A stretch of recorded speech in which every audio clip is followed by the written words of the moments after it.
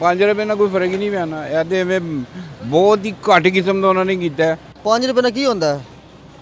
ਜਿੰਨੀ ਤਨਖਾਹ ਹੈ ਕਿ 20,000 ਘਰ ਦਾ ਕਿਰਾਇਆ ਪੂਰੇ ਕਰੇ, ਖਾਣ ਪੀਣ ਪੂਰਾ ਕਰੇ। 5 ਰੁਪਏ ਨਾਲ ਤੇ ਫਰਕ ਕੋਈ नहीं ना पैना, घटाना 5 रुपए ਵਧਾਉਣਾ 45 रुपये। अस्सलाम वालेकुम, इमरान न्यूज़ के साथ मैं हूं आतिफ मलिक। नाजरीन, हुकूमत की तरफ से पहले पेट्रोल की कीमत में तकरीबन 35 रुपये, उसके बाद 22 रुपये का इजाफा किया गया था, लेकिन अब हुकूमत पाकिस्तान की तरफ से पेट्रोल की कीमत में 5 रुपये कमी की गई है। इस पर हम आवाम से पूछेंगे कि वो इस बारे में क्या कहते हैं। 5 रुपए ਨਾਲ ਕੋਈ ਫਰਕ ਹੀ ਨਹੀਂ ਪੈਣਾ ਇਹ ਤੇ ਐਵੇਂ ਬਹੁਤ ਹੀ ਘੱਟ ਕਿਸਮ ਦਾ ਉਹਨਾਂ ਨੇ ਕੀਤਾ ਹੈ ਜਿਹੜਾ ਕਿ ਐਕਸੈਪਟ ਹੀ ਨਹੀਂਗਾ।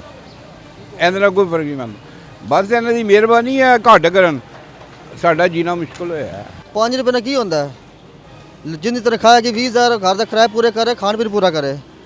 ਦੱਸੋਗਾ ਇਹਨੇ ਪੈਟਰੋਲ ਕਮ ਸੇ ਕਮ 50 ਲੀਟਰ का ਬੰਦਾ ਖੁਸ਼ ਹੋ ਜਾਂਦਾ ਹੈਗਾ ਜਿੰਨੀ ਕੁ ਮਹਿੰਗਾਈ ਹੈਗੀ। 5 ਰੁਪਏ ਨਾਲ ਤੇ ਫਰਕ ਕੋਈ नहीं ना पैना, ਘਟਾਉਣਾ 5 ਰੁਪਏ ਵਧਾਉਣਾ 45 रुपये ਤੇ ਉਹਦੇ ਨਾਲ ਤਾਂ ਕੋਈ ਨਹੀਂ। ਸਾਰੀ ਆਵਾਮ ਤਾਂ ਗਰੀਬ ਹੋਈ ਬੈਠੀ ਹੈ। ਇਹਨਾਂ ਨੂੰ ਚਾਹੀਦਾ ਜਿੰਨਾ ਸਸਤਾ ਪਿੱਛੋਂ ਮਿਲਦਾ ਉਹਨਾਂ ਸਸਤਾ ਆਪਣੀ ਆਵਾਮ ਨੂੰ ਦੇਣ। ਪੰਪ ਵਾਲਿਆਂ ਦਾ ਕੋਈ ਕਸੂਰ ਨਹੀਂ, ਜਦੋਂ ਵਧਣਾ ਹੈ ਤਾਂ ਉਹਨਾਂ ਵਧਾਉਣਾ ਹੀ ਹੈ, ਜਦੋਂ ਘਟਾਉਣਾ ਉਦੋਂ ਘਟਾਉਣਾ ਹੀ ਹੈ। 5 रुपये सस्ता करके उन्हें 25 रुपये फिर ਵਧਾ ਦੇਣਗੇ। 2 दिन ठहर जो लिख के देना 300 तो उत्ते चला जाएगा। 5 रुपये ਪੈਟਰੋਲ ਸਸਤਾ ਹੋ ਗਿਆ, ਬੜੀ ਮਿਹਰਬਾਨੀ ਇਹਨਾਂ ਦਾ, ਬੜਾ ਅਹਿਸਾਨ। ਅਸੀਂ ਬਹੁਤ ਸ਼ੁਕਰਗੁਜ਼ਾਰ ਹਾਂ ਇਹਨਾਂ ਦੇ। ਇਹਨਾਂ ਦਾ ਅੱਲਾ ਦਾ ਲੱਖ ਲੱਖ ਸ਼ੁਕਰ ਹੈ ਕਿ ਇਹਨਾਂ ਨੇ 10 ਰੁਪਏ ਵਧਾ ਨਹੀਂ ਦਿੱਤੇ। ਚਲੋ ਇਹਨਾਂ ਦੇ ਅਸੀਂ ਬੜੇ ਮਸ਼ਕੂਰ ਹਾਂ ਕਿ ਜਿਸ ਹਾਲ 'ਚ ਵੀ ਸਾਨੂੰ ਰੱਖਣ, ਅਸੀਂ ਖੁਸ਼ ਹਾਂ।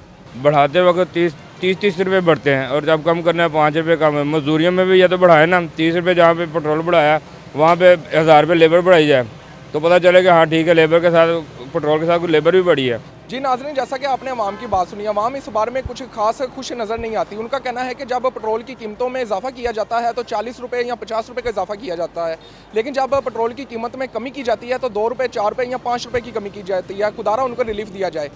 इसी के साथ अपने मेज़बान आतिफ मलिक को इजाज़त दीजिए। अल्लाह निगहबान।